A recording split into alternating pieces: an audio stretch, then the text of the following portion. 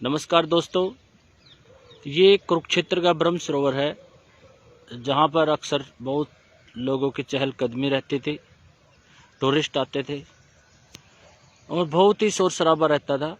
और आज आप देखिए, ये अभी सुबह के 6 बजे है कि बिल्कुल शांत है ये, और पक्षियों की आवाज़ें सुनाई दे रही है।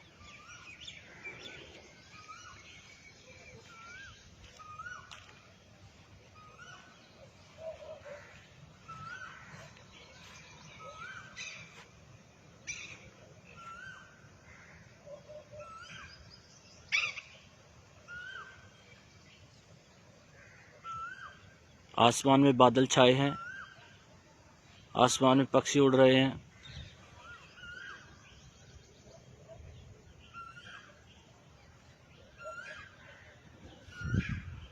आसमान बिल्कुल साफ है।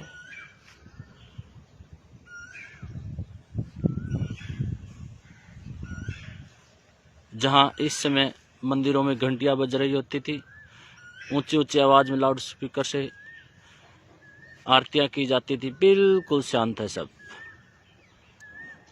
तो लॉकडाउन का दूसरा पहलू देखें तो इस तरीके से यदि हम शांत भी रह सकते हैं, यह इससे साबित होता है। और शांत वातावरण कितना हमारे स्वास्थ्य के लिए, जीव जंतुओं के लिए कितना लाभकारी हो सकता है दोस्तों, ये आज हम सहज ही इसका अंदाज़ा लगा सकते हैं। यदि हम नॉइज पॉल्यूशन को कम कर दें, अनावश्यक तौर पे बजा रहे गाड़ियों के हॉर्न, अनावश्यक ऊंची आवाज़ में लाउड स्पीकर लगाकर, चाहे वो डीजे है, चाहे वो फिर भजन आरती है, या कहीं पर भी किसी भी धार्मिक संस्थान में ऊंचे ऊंचे लाउड स्पीकर चलाकर जो शोर शराबा करते हैं, उसको यदि हम कम कर दें तो वास्तव में ही ये धरती बिल्कुल हमारे लिए स्वर्ग बन सकती है।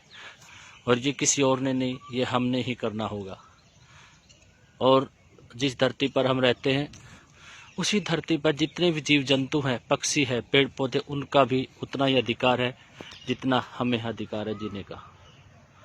तो इसलिए हम अनावश्यक पोल्यूशन काजिंग एक्टिविटीज़ को रोक दें। तो देखिए कितने हद तक पर्यावरण को हम साफ कर सकते हैं।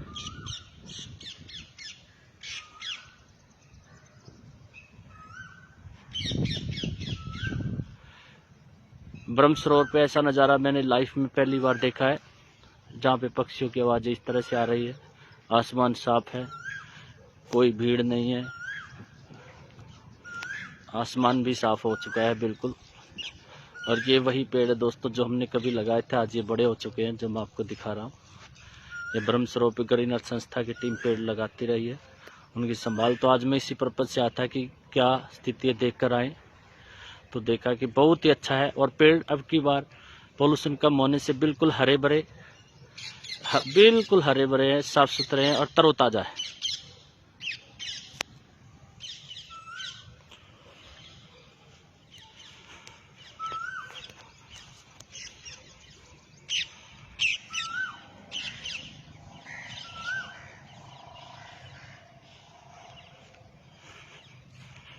ये प्राचीन मंदिर चंद्रकूप पांडव द्रौपदी कूप है। कहा जाता है कि यह वही कुआं है जहाँ पे द्रौपदी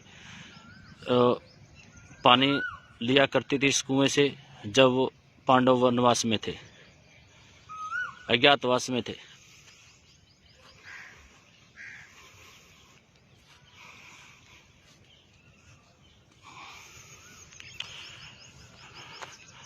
देखिए पेड़ 4 साल पहले बेटी ने अपने जन्मदिन पे लगाया था। आज आप देखिए इस पेड़ की मोटाई और ऊंचाई कितनी हो चुकी है। तो ये यादें जुड़ जाती है जब हम कोई कार्य करते हैं, तो जब कभी भी आते हैं तो यादें ज़रूर हमारे साथ रहती है।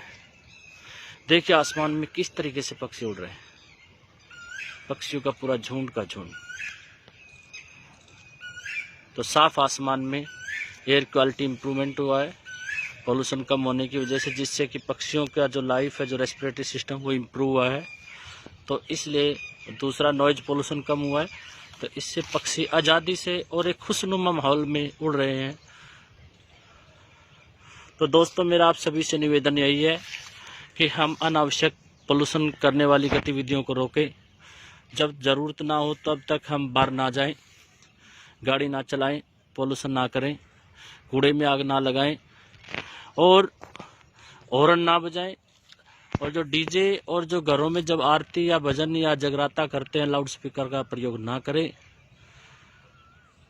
प्लास्टिक कैरी बैग का यूज ना करें, सिंगल यूज प्लास्टिक का यूज ना करें, कचरे को इधर उधर ना फेंकें। ये छोटी छोटी यदि गतिविधियां करें तो बिल्कुल हम इस पर्यावरण को बचा सकते हैं और ये हमने खुद ही बचाना है। देखिए यहाँ पूरा कहीं पर भी पूरे ब्रह्मसरोवर पे आज एक कागज का टुकड़ा तक नहीं पड़ा है। कारण क्या है कि हमने फेंका नहीं है। क्यों फेंका, किस लिए? क्यों आया ही नहीं कोई फेंकने वाला।